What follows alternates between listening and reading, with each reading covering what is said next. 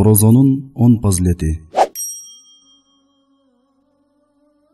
Орозо кармоо эң улуу ибадаттардын бири. Анын фазилети жана бийик орду тууралуу Куран сүннөттө көптөгөн далилдер келген. Орозо кармоонун бул дүйнөдөгү жана акыреттеги 10 фазилетин айта кетебиз. Биринчи, Аллах Таала пенденин орозо кармоосу мен үчүн деп айткан. Пенденин орозо кармагандыгы Аллах үчүн гана болот. Анткени Аллах адал кылган нерселерди Аллах үчүн таштап орозо кармайт. Имам Муслим риваят кылган хадисте пайгамбар саллаллаху алейхи ва саллям айтат: адам баласынын ар бир кылган иш-аракети көбөйтүлүп берилет. Бир жакшылык ишке 10 эседен 700 эсеге чейин көбөйтүлөт. Аллах айтты: анын орозосу мен үчүн жана анын сообун мен беремин. Анткени ал мен үчүн шахватын жана тамагын таштайт. Экинчи, таквалыкка жеткирет. Орозо бул адамды таквалыкка жеткирген эң негизги ибадаттардын бири. Аллах Таала айтты: эй ыйман келтиргендер, силерден мурункуларга парз кылынгандай, силерге да орозо кармоо парз кылынды. Балким таква болорсуңар. Үчүнчү, ыкластуулук. Орозо кармоо бул ыкластуулукка эшик ачкан ибадаттардан болуп саналат. Анткени орозо ибадатын Аллахтан башка эч ким билбейт. Эгерде адам орозо кармаса, аягына чейин кармадыбы же оозун ачып алдыбы бир гана Аллах билет. Мына ошондуктан анын орозосунун сообун мен беремин деп айткан. Аалымдар орозо кармоодо реякерлик болбойт. Ал орозосун эл көрсүн деп элге көрсөтө албайт деп айтышат. Төртүнчү, тозоктон алыс кылат. Тозоктун отунан сактануу үчүн адам күндүн узактыгына жана ысыгына карабастан Аллах үчүн орозо кармаса, анда ал тозок отунан алыс болот. Аллахтын элчиси саллаллаху алейхи ва саллям айтат: кимде ким Аллахтын жолунда бир күн орозо кармаса, анда Аллах аны тозоктон 70 жыл алыстатат.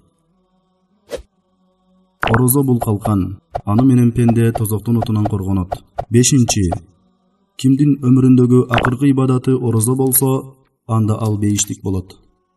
Аллахтын элчиси саллаллаху алейхи ва саллям айтты: ким Аллахтын жүзүн көздөп ла илаха иллаллах деген сөз өмүрүндөгү акыркы сөзү болсо, анда ал бейишке кирет. Ким Аллахтын жүзүн көздөп бир күн кармаган орозосу өмүрүндө акыркы болсо, анда ал бейишке кирет. Ким Аллахтын жүзүн көздөп берген садакасы өмүрүндө акыркы болсо, анда ал бейишке кирет. Алтынчы, ден соолукка пайдалуу. Орозо кармоонун ден соолукка көптөгөн пайдалары бар. Азыркы кездеги илимпоздор орозо кармап кечке чейин ачка жүрүүнүн пайдаларын жаңы ачылыш катары айтып келишет. Ошондой эле окумуштуулар адамдын ден соолугу чың болуусу үчүн жылына 3 же 4 жума ачка жүрүүсүнө кеңеш беришет.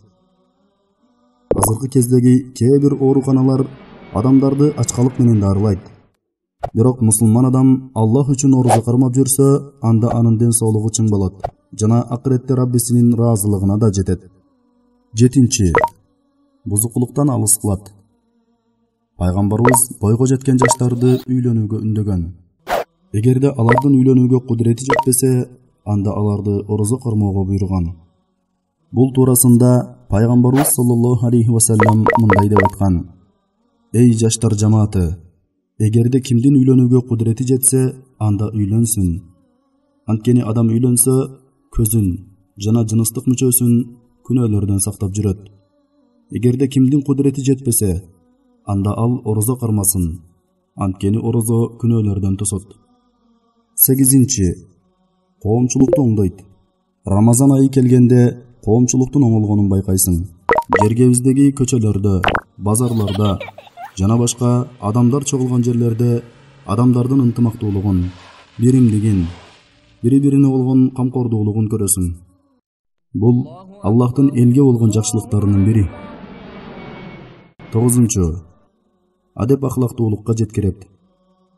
Абу Хурайра радиаллаху анху риваят кылган хадисте Аллахтын элчиси саллаллаху алейхи ва саллям мындай дейт: эгерде араңардан ким орозо кармаса, анда ал сөгүнбөсүн жана кыйкырбасын. Аны бирөө сөксө же урусса, анда мен орозомун деп айтсын. 10. Ороза айында Куран түшкөн. Рамазан айында Куран окуп, Куранды жашообузга айкалыштырууубуз керек. Анткени пайгамбарыбыз жана сахабалар Рамазан келгенде Куран окууга жана Курандагы буйруктарды аткарууга аракеттенишет эле. Куран Рамазан айында түшүп, Рамазан айы айлардын эң улуусу болду. Куран Кадыр түнүндө түшүп, Кадыр түнү эң улуу түндөрдөн жана 1000 айдан фазилеттүү түн болду. Мына ошондуктан Рамазан айында сен да Куранды жүрөгүңө